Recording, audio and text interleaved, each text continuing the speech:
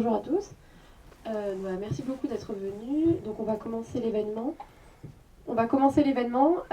Donc c'est un événement organisé par l'antenne jeune Amnesty International du campus. Et on a le plaisir de recevoir Ramy Shaaath et Céline Lebrun-Shaath. Donc pour une rencontre et un témoignage sur les droits humains en Égypte et son expérience après avoir été détenue pendant presque 2 ans en Égypte. Donc on va procéder d'abord environ 20-30 minutes de questions qui vont être posées par des gens de l'antenne pour guider un peu la conversation. Et ensuite on aura vraiment 30 minutes de questions pour vous. Donc on fera passer le micro, vous levez la main. Céline va gentiment au début traduire ce que Ramy dira en anglais. Et si au bout d'un moment on voit que finalement en anglais ça vous va, faites-le nous savoir et on peut passer sur une rencontre complètement en anglais.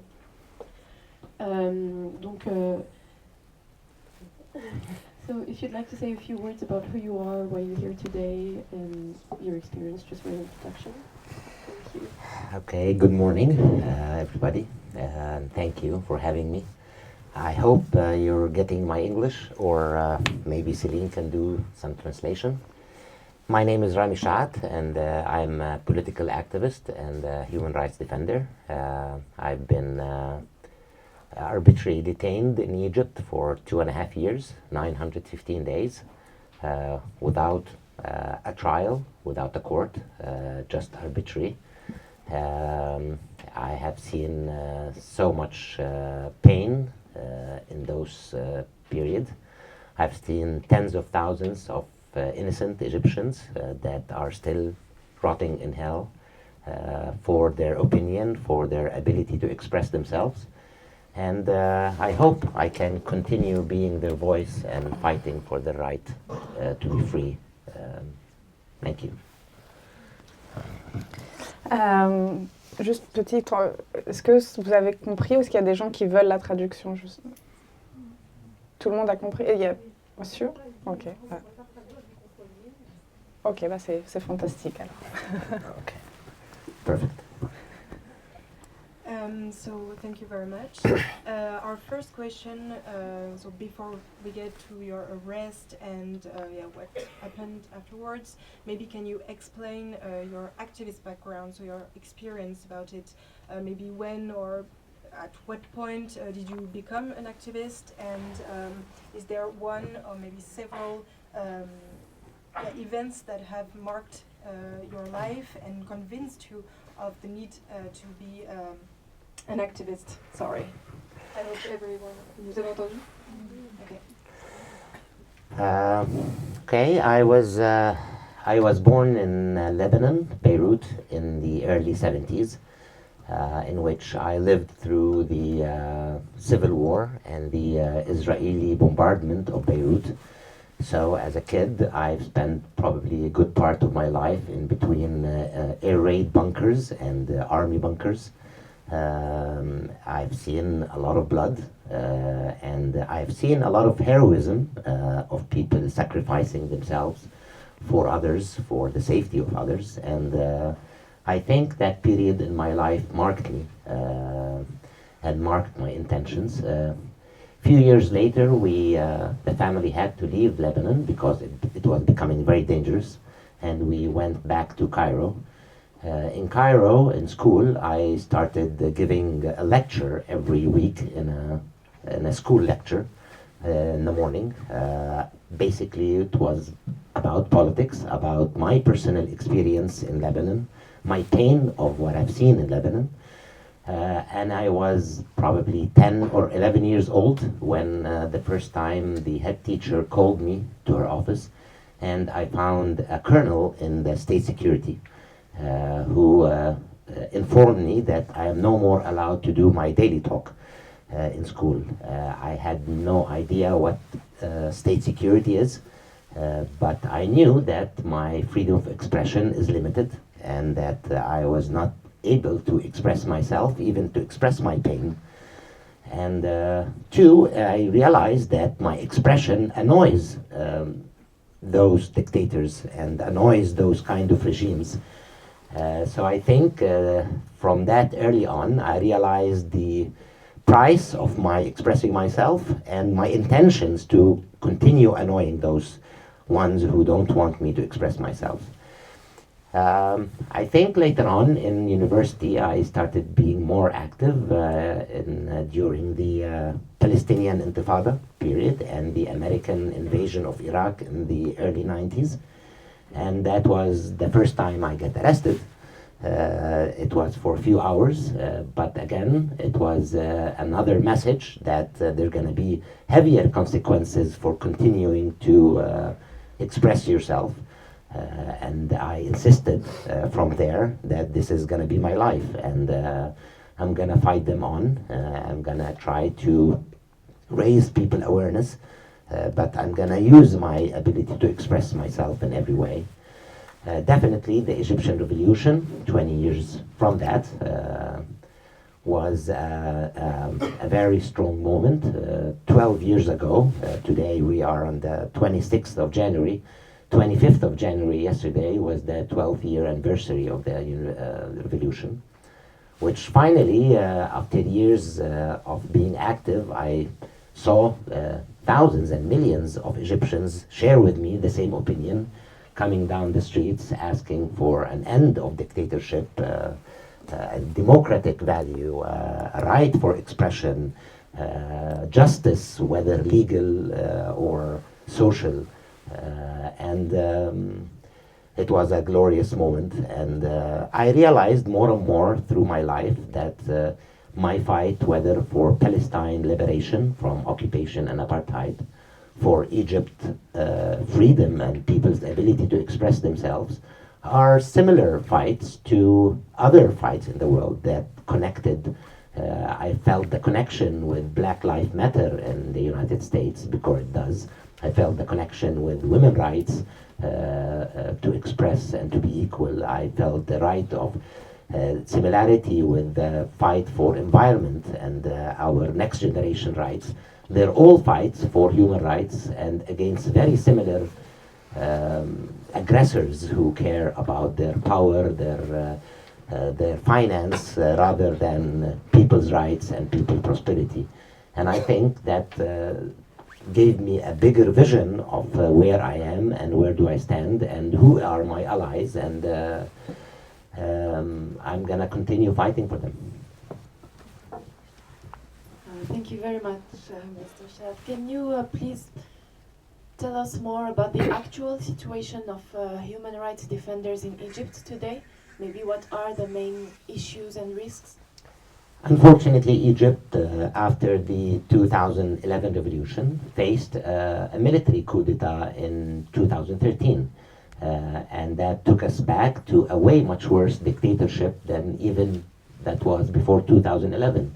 At least this guy became much bloodier and thought of the revolution in that sense, that instead of realizing that people asked for freedom, for bread, for life, for social justice, so he give that or expand that in people's rights. On the contrary, he thought that this revolution was done by activists, so let's jail all activists and let's ban them from talking. That was done through people and media exposing corruption, so he completely confiscated media. Now all media in Egypt today is under full control of military intelligence. There's 650 media outlets are banned from Egypt because they are independent or they don't say what the government want to say. Completely canceled people's right for demonstration. Anybody who demonstrates today is not only subject to possible arrest, but also to be shot in the streets. Thousands of people have been shot for demonstrating. Thinking that people have done that through meeting in downtown cafes where people talk about their future, about challenges they face. So he basically closed all downtown cafes and all venues, libraries that people used to make to meet. Thought that people organized that through Facebook and through other medias. Today we have major surveillance on any Facebook account, on any Facebook post, on any Twitter post. Thousands of people I've seen in jail were there because a police officer stopped them in the street, confiscated their telephone, and checked their Facebook account and found a joke or a comment or sometimes even a liking for a joke or a comment that was enough for people to be arrested and thrown in prison. We've had basically no elections, and elections that is completely governed by the military government, which basically has a parliament of ex-generals. Most of our current parliament are ex-generals coming from the same army and security services. Yes, it became extremely difficult for people to move, to talk. We have somewhere between 60 and 70,000 political prisoners today in Egypt. Thousands of people have been killed arbitrarily in the streets because of expressing themselves one way or another. And yes, the risk became very difficult. Human rights organizations are defenders and are under strict prohibition, under major attack. A lot of them had to shut down. Everybody is banned from traveling. Everybody is banned from talking in the media. Everybody's assets are frozen. Thousands of people under those lists to prevent people from expressing themselves, whether in human rights, whether in corruption, whether in other sources of government. Yes, it is a major challenge for activists and for politicians to act in Egypt today, and it's a major risk that people know whenever they talk that they're gonna pay a very heavy price. We just have a friend who after 3 years of arbitrary detention, he was released 3 months ago. He came on TV basically expressing pain of what happened to him and expressing the problems he's facing since he came out of prison, because they refused to even give him a document saying that he was in prison, so he could not go back to his university, because for him, his university told him that you disappeared for 3 years. He doesn't even have a document to say that he was arbitrarily arrested, so he could not go back to his university. He could not have a job. And for that, for expressing that on TV, he was rearrested, and today he's back in prison under the same charges of being part of a terrorist organization and spreading lies and rumors against the state. So this is the kind of stake people face for expressing themselves or for being active against corruption in any way. Thank you for sharing that.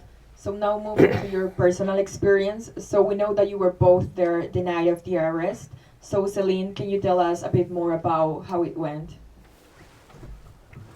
Yes, hi everyone. Happy to be here. I used to be a student at Paris 8 University, so not so far from here. And that's where my journey with activism started, and eventually led me to Egypt, where I met Ramy.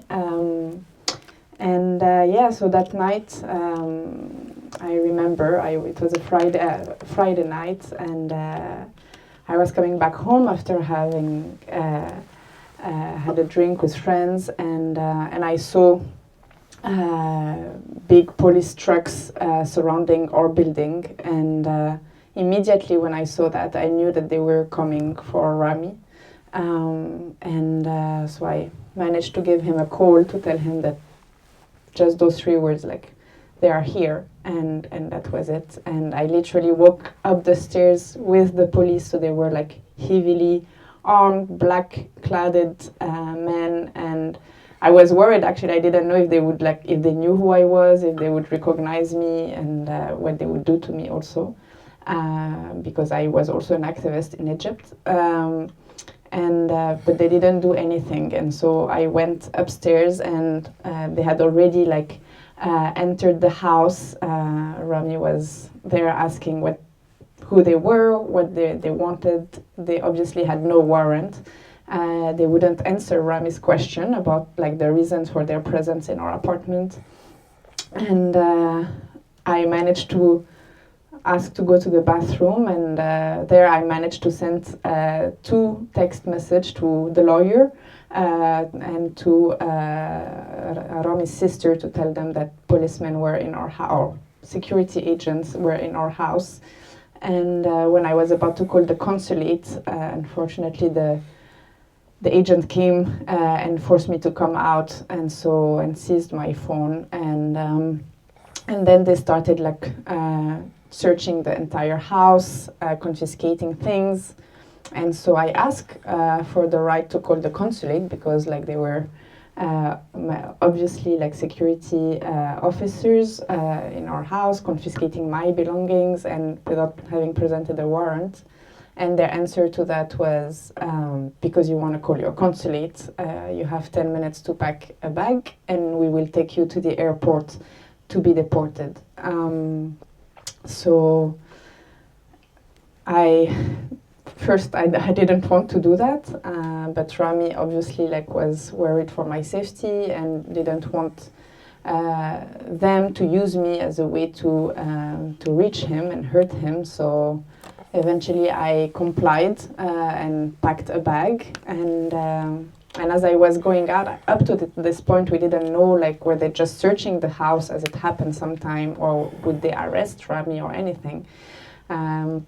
And you know, there are so many scenarios that come to your head because we had been in Egypt for like living together for many years, and many nights before that we had been waiting for them, literally like waiting for them.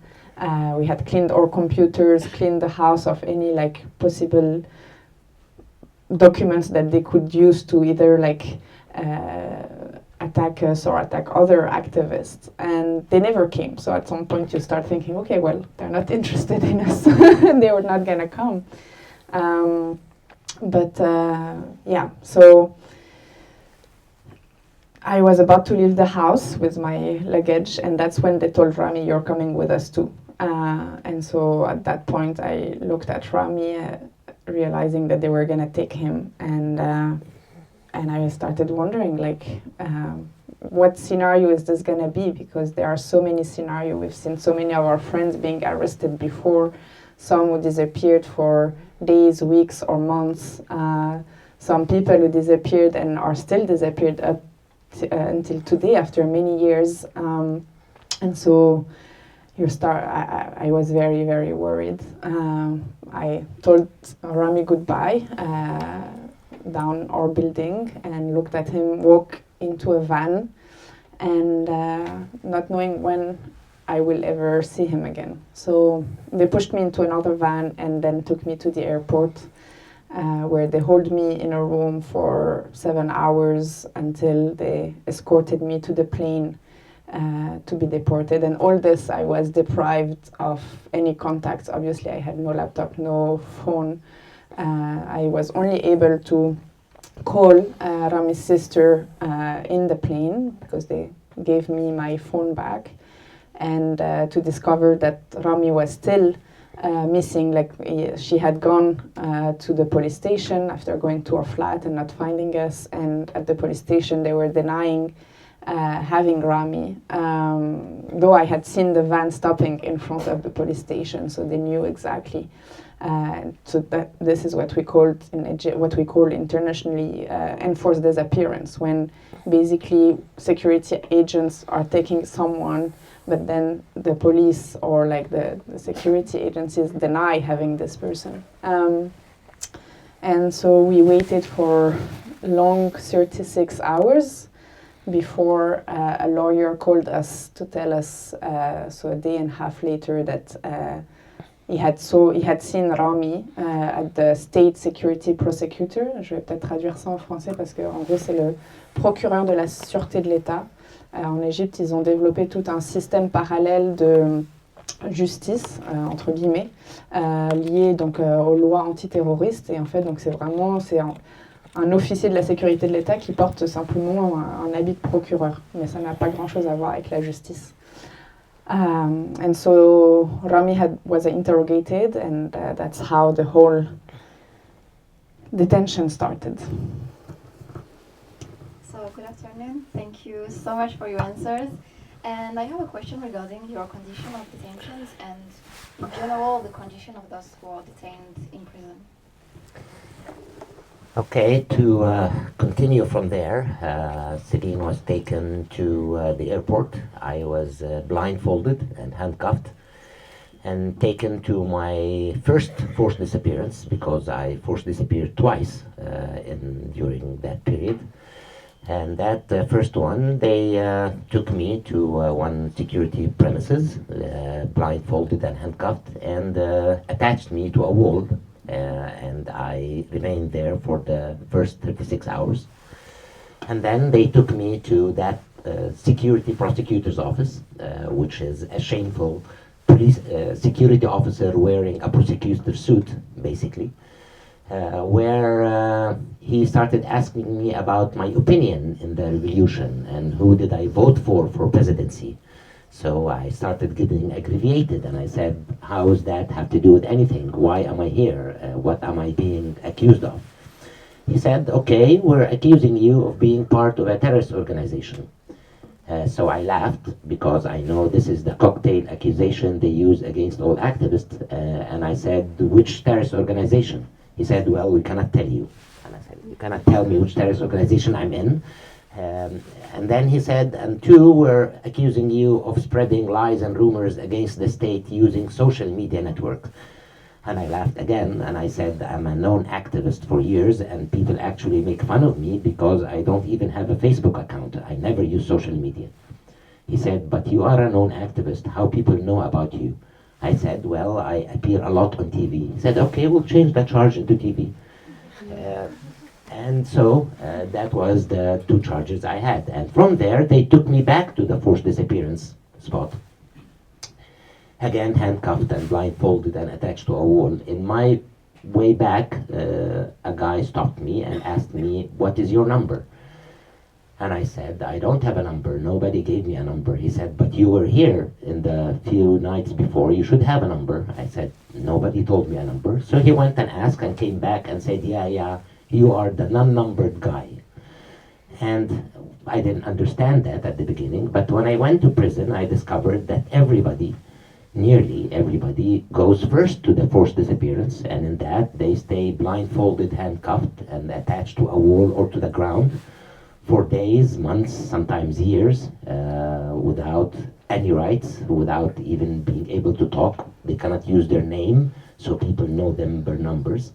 And in that places, that is spread all around Egypt, every night from 9 p.m. till 5 a.m., there is a torture party in which they choose few of the people handcuffed and attached in the wall to have a party on. And the party usually starts with asking you questions about, give us other names of other people. If you were arrested in a demonstration, tell us who was with you in the demonstration so we can arrest more activists. If you were in a group, Facebook account group, tell us who was with you in that group so we can arrest more people. But even when those questions stops, the torture continue because the officers can, because why not? Because they're having fun. So they start playing games with your torture. From that, I went to a jail, supposedly an official one, where I stayed the following 2.5 years, 915 days, in a room that is 23 square meter, 240 square foot, with 18 to 32 other prisoners, political prisoners, i.e. at points when we reached the level of 30, we each had like 2 fists and a half. This is the space allowed to us in the room.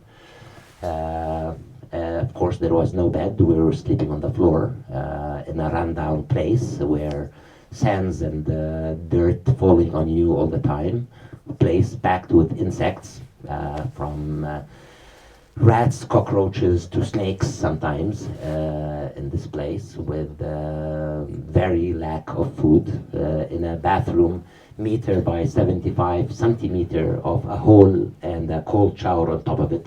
That's what we had, all of us, to use for bathroom, shower, cleaning our food or clothes, with absolutely no medical care. I have seen people dying in the middle of the night because we're banging on the wall for any help and the help was not coming, or people dying in my hands slowly because they're sick and they're not getting the right medication. I've seen people being tortured. I've seen people being sent to solitary confinement, which is a place a meter by meter and a half. You cannot even stretch your legs, dark, no light, no window. You get a bucket for a toilet and a glass of water for you to use, and you stay there sometimes for up to 2 weeks for punishment on the lamest things. I had a friend who died there in the first 3 days because he couldn't take the dark and the conditions of the place. It's horrible conditions, the horrible treatment of people, the horrible treatment of the families who's visiting, who used to wait for 10 and 12 hours to visit you for 10 minutes.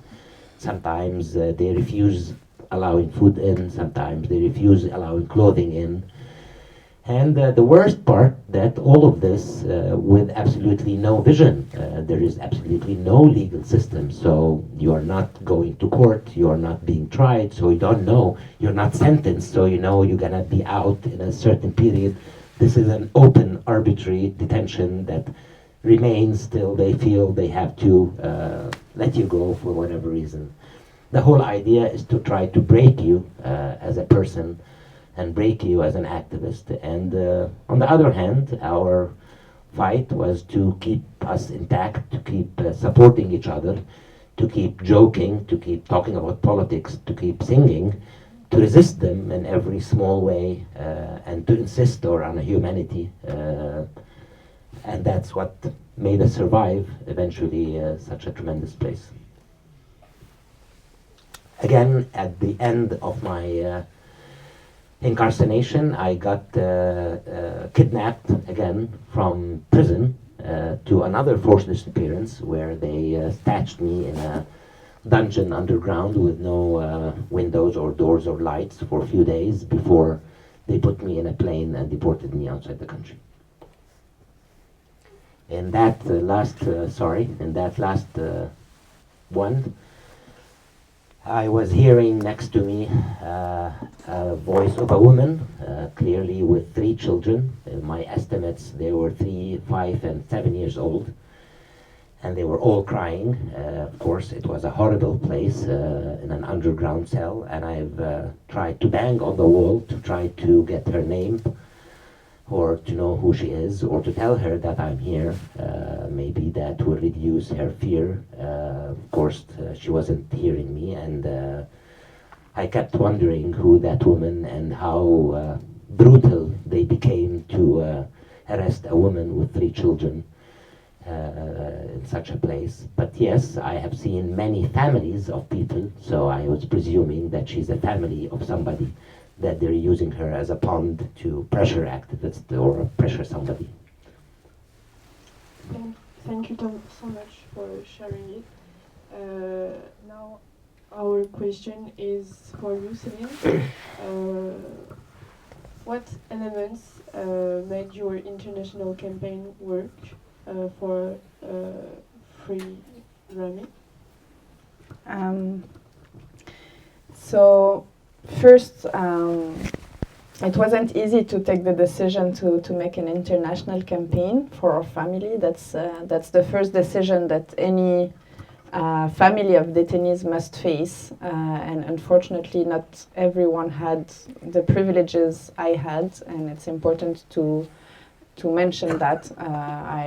At the end I was a French citizen. I had been deported to France, so I had a lot of freedom of expression, freedom of movement, freedom of action, and I was also an activist and an organizer with a lot of resources and understanding what it takes to develop a campaign. So a lot of family don't have this in Egypt, and would I have been in Egypt, I would have been probably very scared of also doing a campaign the same way I did in France.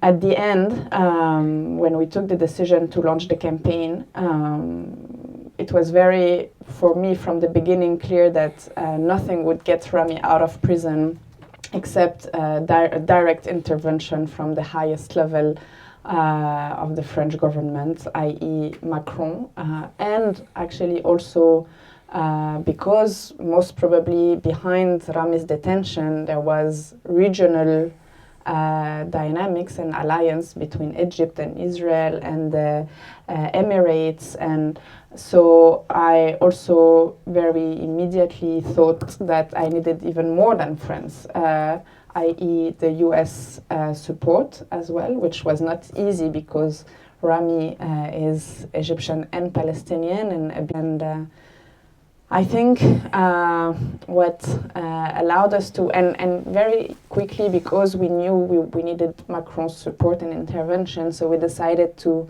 mobilize and organize French lawmakers, and mainly from the La République En Marche party at the time, because we knew that this would be the most efficient.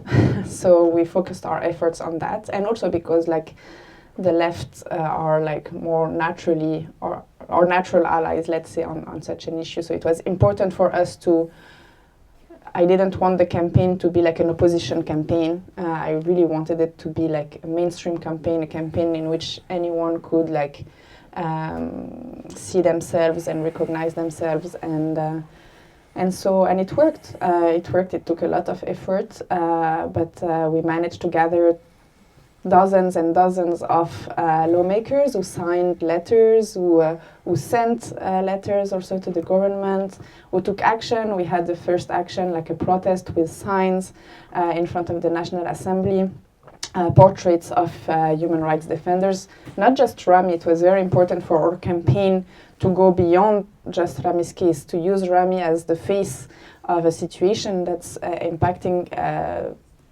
over 60,000 political prisoners, and that was, I think, also very, very strong, because our campaign eventually, I believe, became like more of a movement at some point, and we managed also to gather the support of lawmakers in Europe, in the US. I went everywhere. There is not one door I didn't knock on, and I think this is a big lesson, is like really the perseverance and the consistency, like the consistency of like meeting every week with the team of the campaign, reaching out to everyone and anyone who could potentially help, and then we also started building grassroots popular support once we had this political support.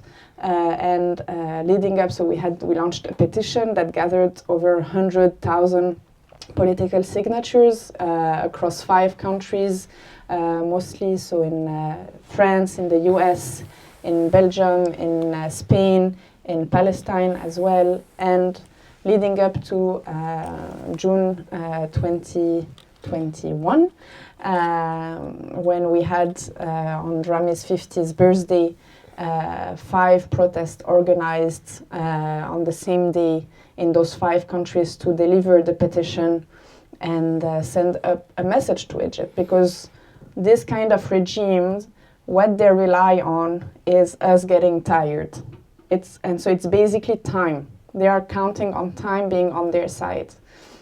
And so from the very beginning, it was important for me that we make time our ally, not theirs, and to send them a message that the more you wait, the worse this is going to become for you, not the opposite.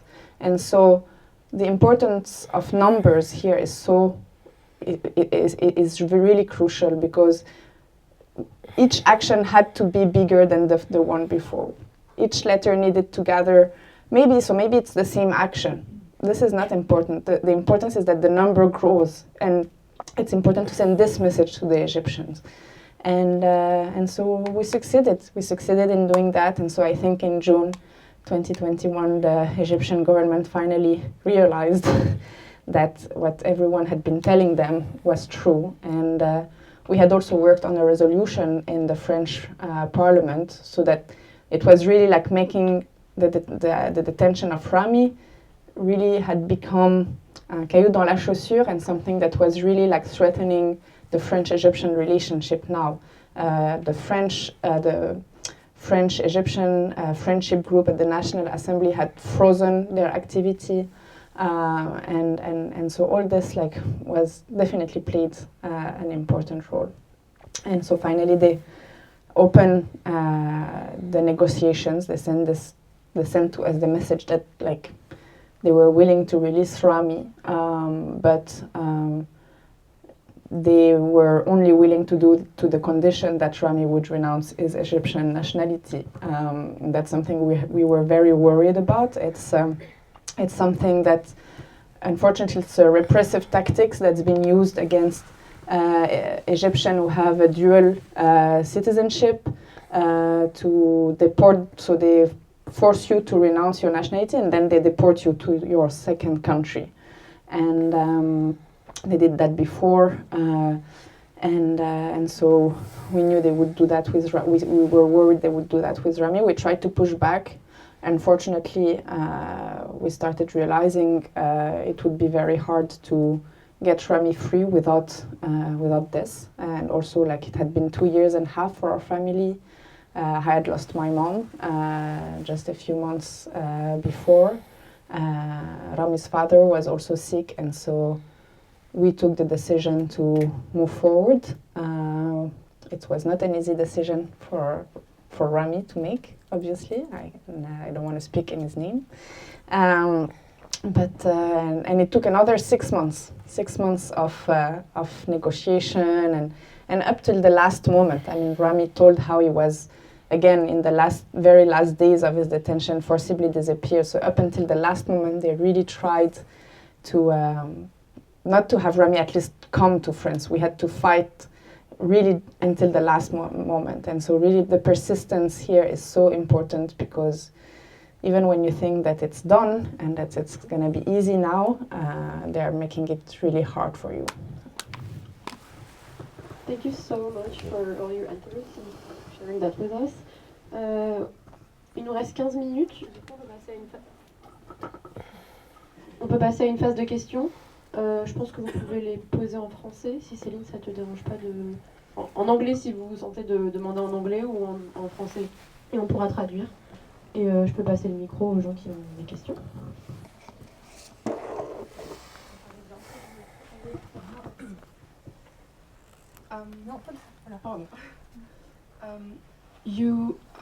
Are you still banned and forbidden from going to Egypt, and are you still being persecuted by the Egyptian government, even though you're in France now?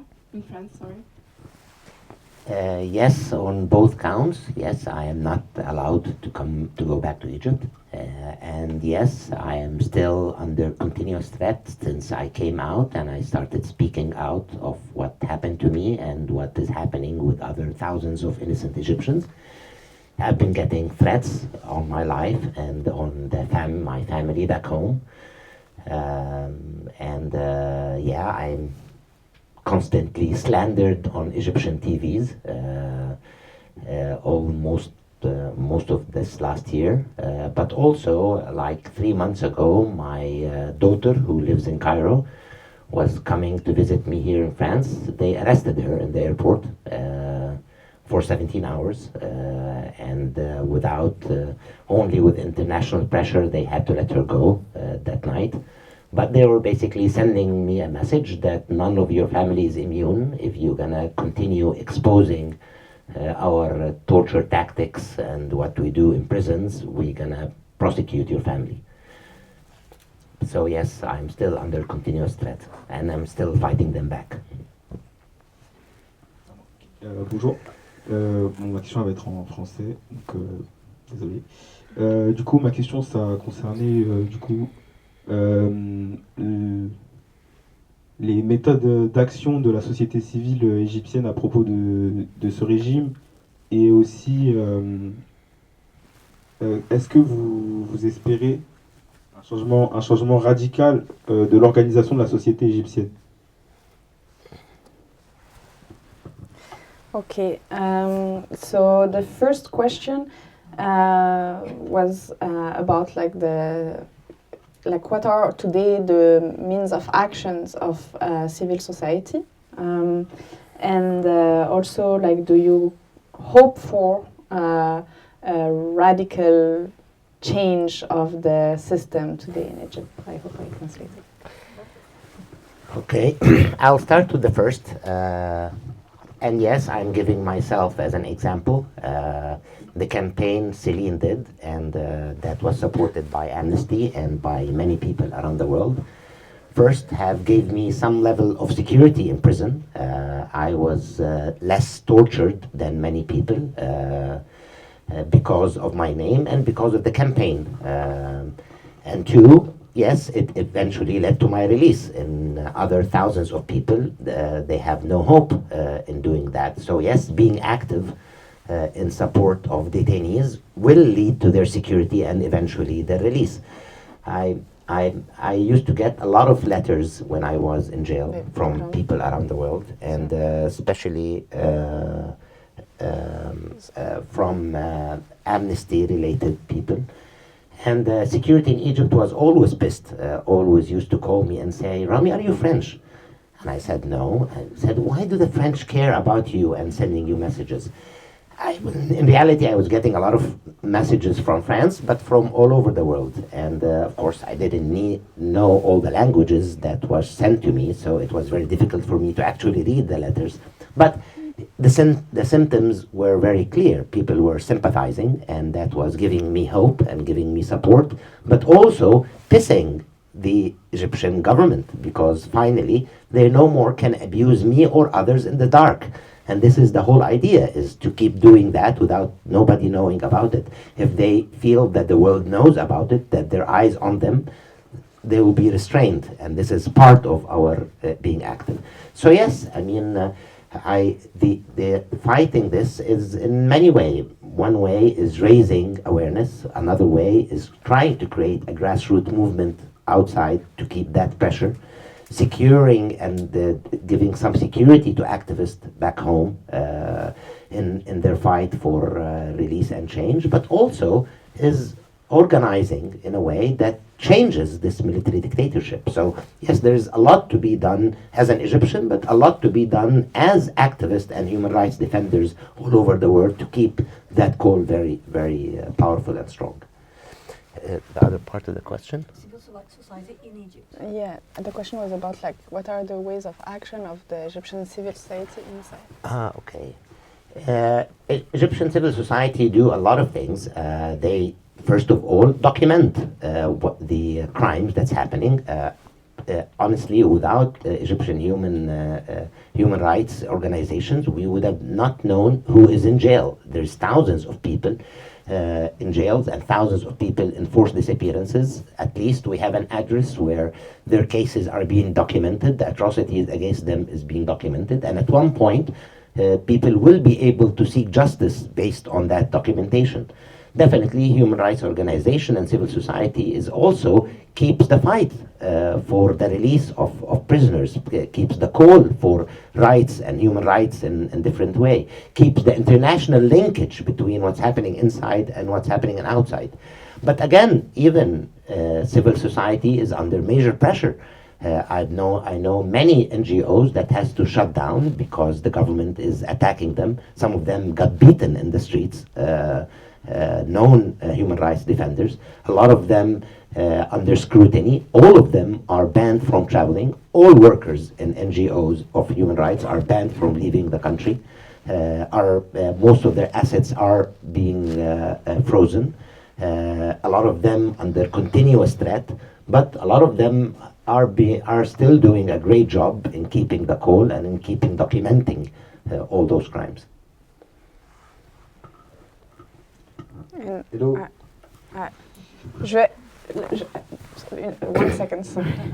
On this, I also because Ramy spoke about like seeking justice, and actually last month Ramy and I actually filed a suit at the African Commission for Human Rights.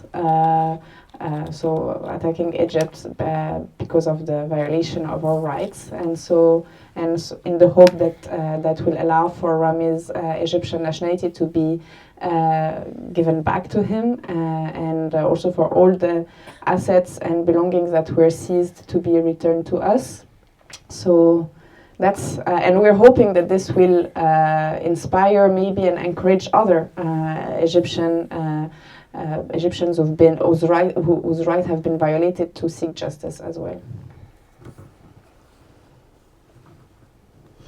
Hello, is the Iranian Revolution, you think?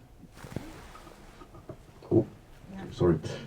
Is with the Iranian Revolution and the will of a lot of nations in Middle East to have more freedom, more consideration of human rights, you think that the Iranian Revolution can, during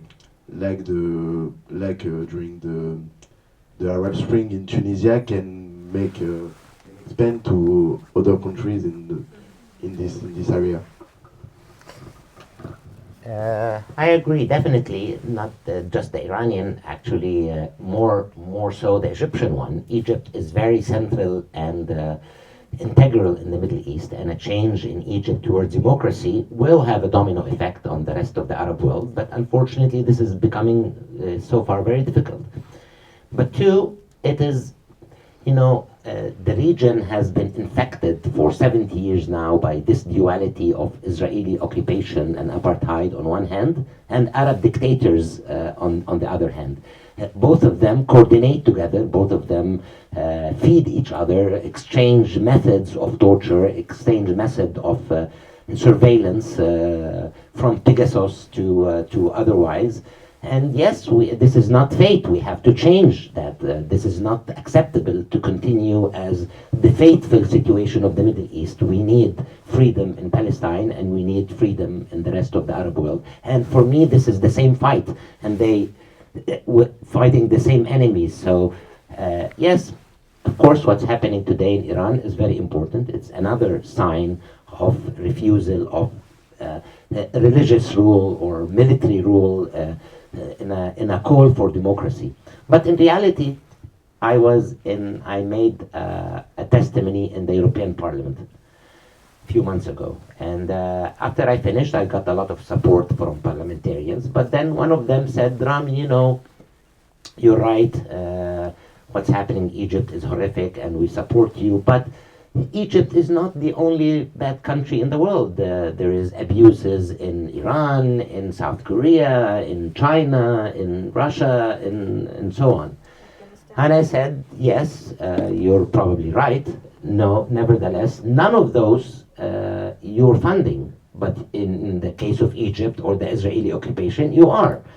None of those you are selling arms to or arming, but in the case of the Israeli occupation, the Egyptian dictator, you are. So yes, you are responsible morally and legally for what's happening in Egypt or in Palestine, but I cannot really hold you responsible for what's happening in Iran or in South Korea. But in Egypt and Palestine, you are. So you have to act about it. And he said, well, okay, in that sense, you're right. The point is, yes, what's happening in Iran should change, but our ability to should affect first our allies, quote unquote, before we can affect our foes. But yes, this area must change, and I think the entry for it is Palestine. But nevertheless, we need democracy in the Arab world, and we have to end those dictators from ruling us.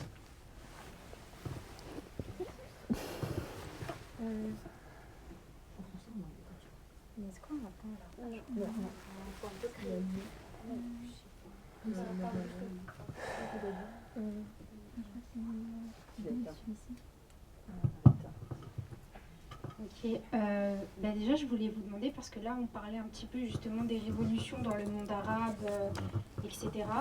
Mais là il y a un petit peu des enjeux géopolitiques qui sont attachés à tout ça. Et je pense que c'est un petit peu compliqué justement qu'il y ait une émancipation dans ces pays arabes. Et il n'y a pas de solidarité même entre les pays du Moyen-Orient et même du Maghreb. Donc je pense que c'est compliqué justement de changer les choses directement. Parce qu'il y a aussi l'influence des pays occidentaux. Et du coup, je voudrais bien avoir son avis dessus. Et ça va suffire la question, c'est trop long sinon. Juste, est-ce que vous pensez aussi que l'action du peuple égyptien, elle peut être quand même assez importante pour influer sur ces décisions-là? Okay. So we're talking about Arab Revolution, but there is a geopolitical dimension to this. Today the problem also is the lack of solidarity between these countries. I mean, whether in the Maghreb or in the Middle East at large, and also like the role of Western countries in that. So what's your opinion about it? And second question, like, what can be today the role of the Egyptian people to change the situation? Okay, I will. First of all, yes.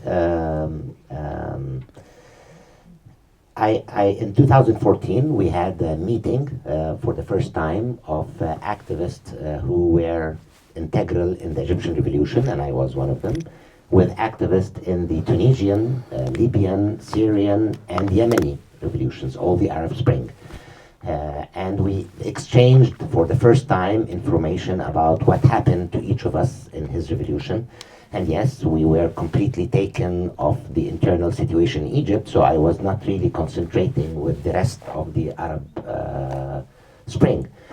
And in that meeting, for me, it was unbelievable that the same manual that has been used against us in Egypt was the same manual that was used against activists in Tunisia, in Libya, in Yemen, and everywhere. And for me, that was an indication that our foes and our dictators have coordinated with each other, but we didn't. And I agree with you 100%. This is a mistake we will never do in the future. Next time, we too have to coordinate, not just allow the foes and the dictators to coordinate with each other. We too, as an activist, have to coordinate. We had certain level of coordination, but was very minimum. For example, in 28th of January 2011, when the Egyptian dictator completely shut down internet and phone communication during the revolution, we actually used an uplink from Tunisia, an uplink from Algeria, an uplink from Lebanon. The three uplinks that kept all the revolutionary in communication while the Egyptian government completely cut communication. So yes, there was certain level of coordination between us, but we need to do that in the future way much more. And I agree with you. The situation is very integral. And yes, what's happened in Egypt affects what happened in Tunisia and Algeria and Morocco and vice versa. And the call for democracy and for freedom is a call that's been all over the Middle East. And we've faced many problems, definitely. One of it that most of us agreed internally that we need to get rid of a dictator, but we didn't agree what comes next. So next time we need to be more prepared for the future. We need to have a better agreement of how do we see our future democracy, how do we see our future change, how are we going to instate human rights as part of our vision for a new states in the Middle East. So I agree again with you. We need to coordinate, and we need to find the right answers for our population in our coming revolt, and I think this coming revolt is very soon. Wonderful conclusion. Thank you so much. Really, like, our deepest thanks for coming all the way out here. I know it's not really close, and for answering the questions with such openness. So thank you. I think we can have a big round of applause. Thank you so much.